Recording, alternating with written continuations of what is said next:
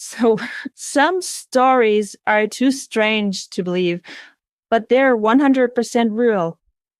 Welcome to Instabroadcast, where every tale keeps you on the edge of your seat. Get ready for another thrilling story that will leave you speechless. A strange twist of fate. I got on the plane in Frankfurt Airport flying to New York, and a man was seated next to me. It was the same man I had just met in the airport terminal. So he became my fellow traveler during this journey across the Atlantic. Fortunately, this fellow traveler from Macedonia, who was going to visit his parents in the USA, was talkative and interesting, having a broad general knowledge for discussion. His name was Stefan N. He was a civil engineer and had traveled to Europe and America often. His parents came from Ohrid region and had been living in the USA for more than 40 years.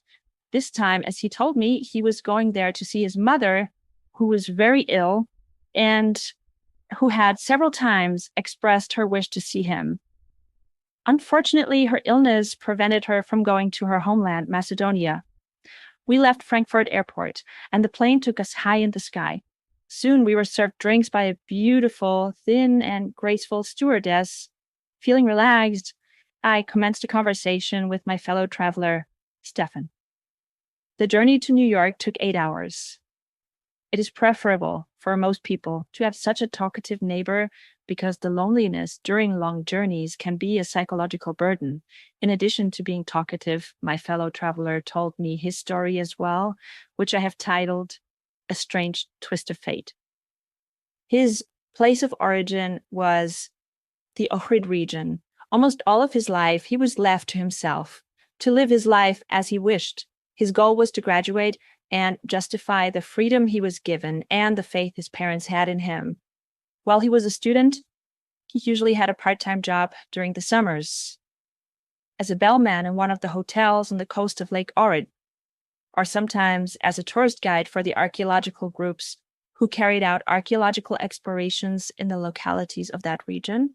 He often hired and captained a rowboat for short travels by the lake, especially for women, in order to show them the sights of Ohrid and Struga, as well as Lake Ohrid. He was an experienced guide. Therefore, he was hired by many travel agencies from Ohrid, Skopje, and Belgrade. As a result, he earned a good income. The tourist season in Ohrid was very busy that summer. Guests were arriving from all over, and he was already working his part-time job in a hotel on the coast of Lake Ohrid. One day, a wonderful young woman appeared at his desk and presented herself as a German woman from Munich. She asked him for a single bedroom with a view of the lake. He saw the name in her passport was Linda. She was a slender, blonde woman with blue eyes. She spoke excellent English and told Stefan that she was in Macedonia for the first time. She chose Ohrid as her destination after a friend of hers had told her so many wonderful things about this pearl in the Balkans. According to Stefan, it was a bold move for a girl of her age, but she was probably motivated by the excitement which such a journey offered. Their conversation at his desk continued. He was an interesting and charming conversationalist. He promised that he would be at her disposal during her stay in Ohrid. He tried his best to leave a good impression with her. She secretly felt in love at first sight with this corpulent Macedonian. Their love affair started the very first night with mutual passionate feelings accompanied by a surge of strong emotions. Stefan spent all his free time with Linda. He took her to picnics in nice areas in the surrounding region and was with her late into the night. Anyone who saw them thought that they were great lovers or a newly married couple enjoying their honeymoon. Such impressions were not far from the truth. Stefan and Linda were really in love with each other. Soon, their love blossomed, and Stefan secretly moved into her apartment so that they could spend their nights together. Linda's 15-day holiday in Ohrid went by at lightning speed, and too soon, their day of parting came. Both of their bills were paid by this rich German girl. She promised that they would see each other again at the first good opportunity. They exchanged addresses and phone numbers. They simply were unable to break off their affectionate and passionate hug to say goodbye. Stefan remained at the airport until the plane disappeared on the horizon above Lake Ohrid. He was waving his hand at her as if Linda was looking at him from the sky. However, their parting in Ohrid didn't sever their contact. Every second day, they had telephone conversations at her expense. She knew how to fill the time, not only with an outburst of emotions, but also with concrete proposals for their future meeting. It didn't take a long time. In the beginning of January the next year, only 6 months after their parting, Linda announced her second trip to Macedonia. But this time she asked Stefan to arrange a tour to visit many other cities and tourist resorts, especially the famous winter ski resorts. Stefan welcomed her at the Skopje airport. Their accommodation was in a hotel in the center of Skopje. There were rent-a-car picnics to Bitola and Palaster, Tetovo and Shara, Mavrovo and Bistra, Dodran and Berovo to Radica, and other places started and ended in Skopje. This time, Linda stayed in Macedonia for 1 month, and twice during her stay, they went shopping to Solun. They usually stayed for several days in the winter ski resorts in order to visit several monasteries, such as Centrum, Jovan Bigorski, the monastery of Osogovo, the monastery of Lesnovo, and others. Linda used her video camera to make a documentary which she presented to her colleagues at the company in Frankfurt owned by her father. The ideal summer-winter odyssey of Stefan and Linda lasted for 3 full years until one day she put forward a concrete proposal to get married, buy a house either in Skopje or Ohrid, and live together.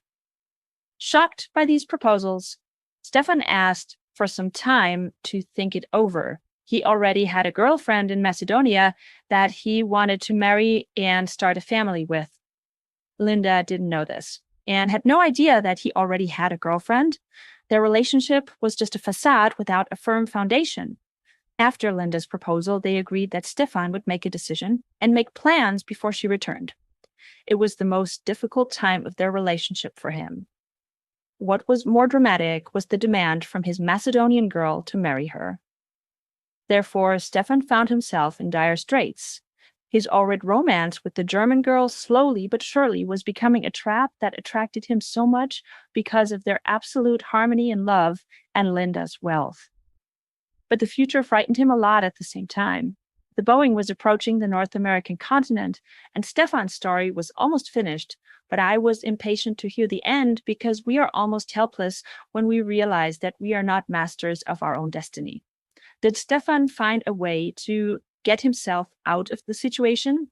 His answer was unpredictable, and Linda's conduct was unforeseeable.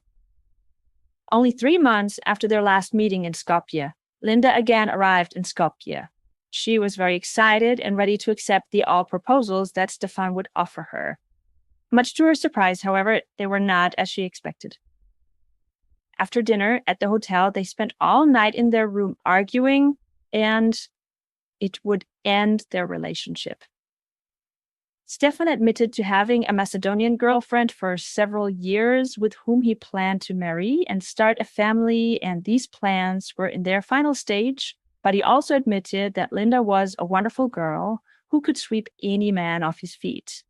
It was such a pity that she had fallen in love with him, expecting that he would become her mate.